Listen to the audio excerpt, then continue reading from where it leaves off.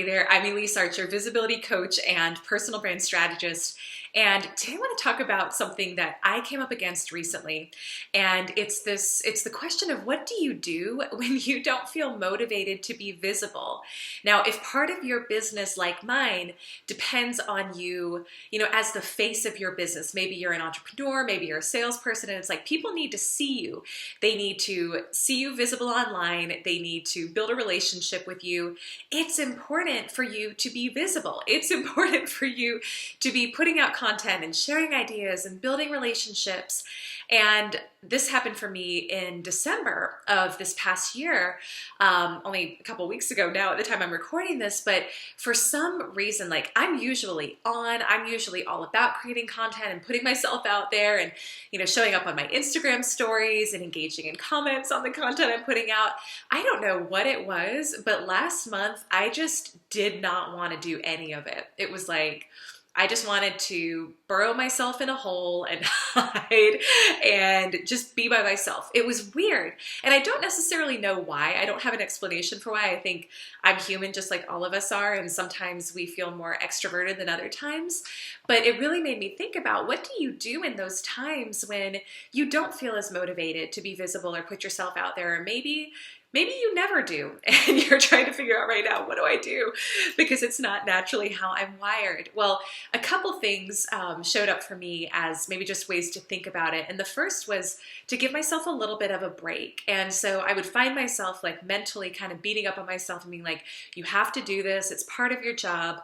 One of the things I've realized though is if I'm engaging in a conversation with someone or I'm creating a piece of content and I'm just not feeling it at the time, it's not really that good.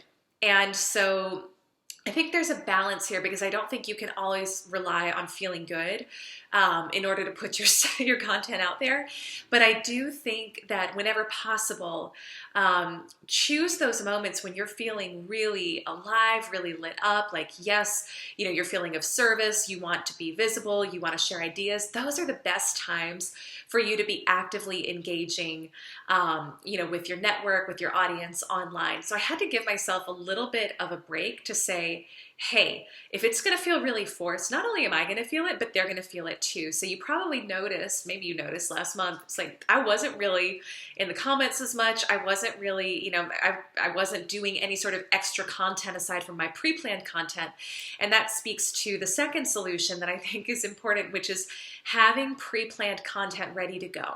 So if you are not feeling it, if you are not feeling like going live, if you are not feeling like hopping in and engaging a ton in the comments. Not that you want to make this a habit, but you want to really have pre-planned, pre-batched content ready to go. So even last month when I wasn't feeling like necessarily creating anything new, I had stuff I'd already recorded and videos I'd already recorded the month prior that were scheduled to go out so that I could kind of be in my hole and be by myself. And I was still, showing up and of service. And let me know if you want me to create some additional content on how I pre-plan and batch. I've already created some content on that, which you can find on my website, elisearcher.com, on my blog, or on my YouTube channel. But if you want more nitty-gritty details, just let me know about that. But, if it's something you're going through right now or you ever have, I would say just use these tips to kind of help you.